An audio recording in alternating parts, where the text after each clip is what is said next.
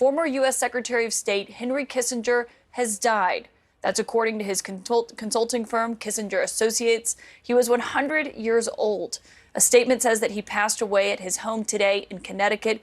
Kissinger, of course, was Secretary of State under Presidents Nixon and Ford, the only person to ever serve as the National Security Advisor and Secretary of State at the same time. More now on his legacy. I know all of you will want to hear from the new Secretary of State. Henry Kissinger never really needed an introduction on the world stage again. Kissinger, the most famous statesman of the last half of the 20th century. Celebrated and controversial. I'm not going to make any sense. As Richard Nixon's National Security Advisor and Secretary of State, the diplomat wielded enormous power and influence. So trusted that it was Kissinger who went to China on a secret mission to explore a historic opening of U.S. relations with Communist China. Whoever went would be alone in Beijing with no communication. And therefore, if he didn't know Nixon's mind, he might do foolish things. Initially, there were fears a U.S.-China ping-pong exchange match would affect the high-stakes political gambit. Every once in a while, something happens in diplomacy which transcends the drafting of cables. Vietnam. Casualties mounted as the Vietnamese gained territory. Nixon and an undiplomatic Kissinger thought more bombing of the North would help. I would then recommend that you start bombing the retreaters out of them within 48 hours. Kissinger approved secret bombings of North Vietnamese units in Cambodia without congressional approval. He would say sometimes statesmen have to choose among evils, moral compromises in messy conflicts. Kissinger and his Vietnamese counterpart, Le Duc Tho, were awarded the Nobel Peace Prize for their role in negotiating a ceasefire. I have to say, I have never dealt with a group of people as treacherous as the North Vietnamese leadership. Kissinger insisted trouble on the home front hurt chances to succeed in Vietnam. We lost the war because we were divided, and also because we were too uncertain about what we wanted. Kissinger's support for a coup in Chile and pro-U.S. military strongmen in other parts of the world drew criticism. Arrest Henry Kissinger for war crimes! Kissinger's legacy would be contested decades later when he testified in Congress at the age of 91. Kissinger grew up in Germany with war clouds swirling. His family fled when he was 15. About half of the people I went to school with and about 13 members of my own family died in concentration camps. A Jewish Secretary of State who would later listen to his president criticize American Jewish leaders. It's about goddamn time that the Jew in America realized he's an American first and a Jew second. Well, I couldn't agree more. I only heard anti-Semitic comments when some Jewish group would attack him for something he had done. In the Middle East, Kissinger performed what came to be known as shuttle diplomacy to separate Israeli and Arab forces, setting the stage for future peace accords. When Nixon resigned as president, Kissinger stayed on as Gerald Ford's Secretary of State. His opinion still widely sought after by governments and businesses after leaving public office. You want to leave your country better off than you found it. And there's nothing in private life you can do that's as interesting and as fulfilling. There was one job Kissinger said he never got to do in his life, a sports announcer. Derek who? However, the globe-trotting diplomat did star in some of history's biggest games.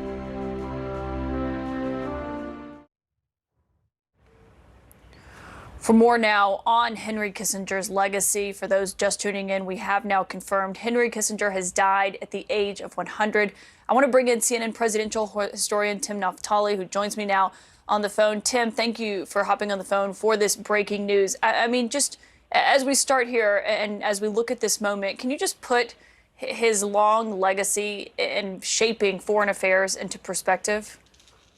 Well, Henry Kissinger was a towering figure in U.S. foreign relations, both admired and hated.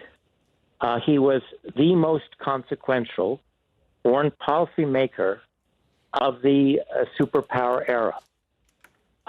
He didn't do it alone. He and Richard Nixon were a powerful team, but Kissinger provided a genius for playing multi-level diplomatic chess, which allowed the U.S. government and the Nixon administration to implement Nixon's policies, the most famous of which, of course, was the opening to China. Henry Kissinger began his career as a professor, as an academic at Harvard, thinking about U.S. foreign policy, in particular, thinking about nuclear weapons and their utility in the struggle with the Soviet Union. He sought power himself. He initially was an advisor to the Kennedy administration when he didn't feel that he was listened to. He offered himself to Nelson Rockefeller, who was a Republican, governor of New York. He later provided some assistance to the Johnson administration, but found his home ultimately as the implementer and chief advisor to Richard Nixon. And it is the Nixon-Kissinger team that would be the most consequential of any team in U.S. foreign policy until the end of the Cold War.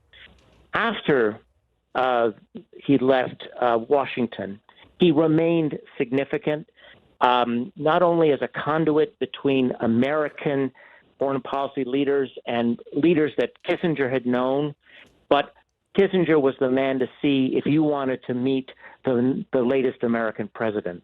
So Kissinger is not only significant in shaping the policies of one presidency as both a national security advisor, then a secretary of state, then both, but he would become a signal figure, an important figure for those trying to understand U.S. foreign policy for decades. Indeed, after his 100th birthday, Henry Kissinger was an honored guest in China. And for the Chinese, Kissinger was a symbol of a relationship with the United States that, frankly, doesn't really exist anymore. Kissinger was also extremely controversial because he and Nixon had undertaken extremely controversial policies. The Christmas bombing and the overturning of the Allende government in Chile. And you know what I'm thinking about, just Tim, being here on the ground in Tel Aviv as this news is breaking, is his role here in the Middle East. I mean, in the efforts that he undertook to forge a peace, you know, after the 1973 war and what that looked like. And just, can you talk about that influence that he had, particularly on this region in that moment? Well, he had enormous influence, first of all, because the president of the United States was largely incapacitated during the Yom Kippur War. Nixon was dealing with the acceleration of the Watergate scandal and the start of the impeachment inquiry. And for all intents and purposes, Henry Kissinger was directing U.S. foreign policy during the Yom Kippur crisis. After the crisis, Kissinger, with Nixon's approval, of course, but Kissinger undertook the most complicated set of negotiations to establish a lasting ceasefire on both the northern border with Syria and the border with Egypt in the south. That took enormous effort and was a real diplomatic achievement on the part of Henry Kissinger. So he is remembered as a very significant figure in the history of the Middle East. And let's not also forget that he undertook very strenuous negotiations with the Vietnamese, the North Vietnamese, which led to the end of the American dimension of the Vietnam Civil War. So Henry Kissinger was the most significant diplomatist of the Cold War, without exception.